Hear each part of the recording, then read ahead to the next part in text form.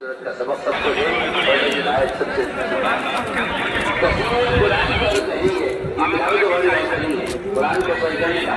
इसमें सही गलत इस्तेमाल कराई जाए सही लफ्ज की अदा करने की मशक कराई जाए कुरान के अल्फाज इस तरह हमें इंशाअल्लाह इस तरह कुरान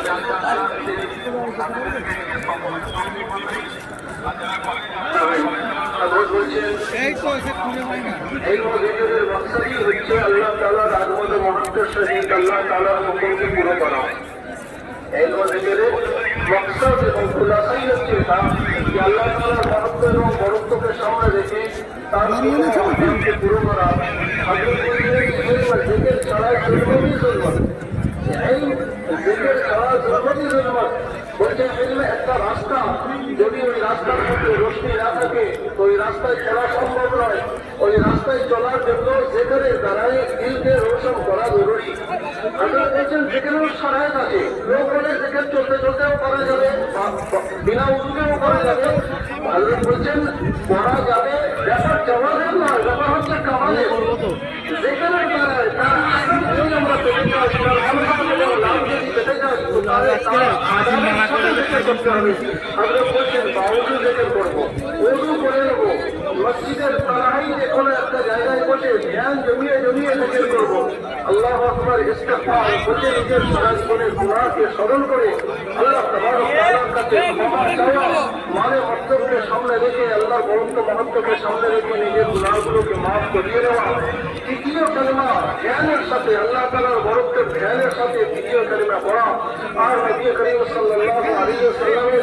সারা জীবনের যে ইহসানাত এই উম্মতের উপরে আছে সেই ইহসানাতকে স্মরণ করে দরুদ শরীফ পড়া সকালে 100 বার করে আর সন্ধ্যায় বৈকালে 100 বার করে বলছে এরকম ভাবে সকাল সন্ধ্যের তাসবিহাতের ইহতিমাম করা হাজার বলতে গিয়ে বলছেন জিকিরের একটা গুরুত্বপূর্ণ পাঠ এবং গুরুত্বপূর্ণ বিষয় হলো তাহাজ্জুদের মধ্যে কোরআন কারীমের তিলাওয়াত দেখে পড়া বলতে গিয়ে বলছেন হযরত যে হায় কোরআন কারীমের তিলাওয়াত আর কি যেন মোবাইলে না হয় বলছে মোবাইলের মধ্যে যে জুলমত এবং নহুসাত রয়েছে এই নহুসাত এবং জুলমতের সাথে কোরআন কারীমের তিলাওয়াতের কোনো সম্পর্ক নাই হযরত বলছেন যে পাক পবিত্র কোরআনকে নবী করিম সাল্লাল্লাহু আলাইহি ওয়াসাল্লামের সিনে আধারে রাখার জন্য 4 বার অপারেশন করা হয়েছে 4 বার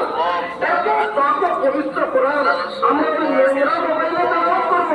হযরত বলছেন একজন মানুষ আমাকে নিজে দেখিয়েছে মোবাইলের অর্ধেক স্ক্রিনের মধ্যে রঙা ফটো ফটো আর অর্ধেক স্ক্রিনের মধ্যে সূরা ফাতিহা লেখা আছে হযরত বলছেন কোরআন কারীমের তেলাওয়াত দাওয়াত হবে যদি কোনো ব্যক্তি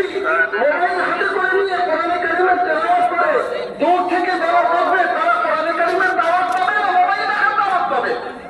হযরত বলছেন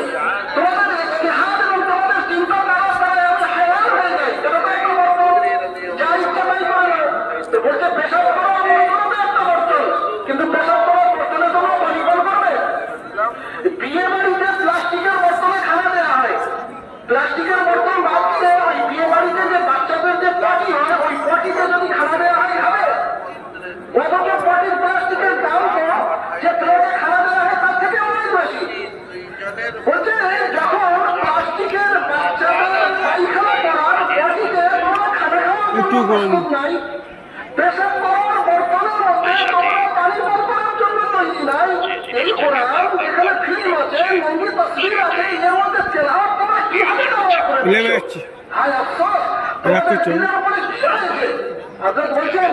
যে কোরআনে কারীমের তেলাওয়াত তো কোরআনে কারীমেই করতে হবে বলতে গিয়ে বলছেন নিজের একটা ঘটনা হযরত বলছেন আমি যখন কানাডার সফরে যাচ্ছিলাম তো কানাডার সফরে যখন যাচ্ছি তো দেখলাম আমার পাশে একজন ইহুদি ছিল সেই ইহুদ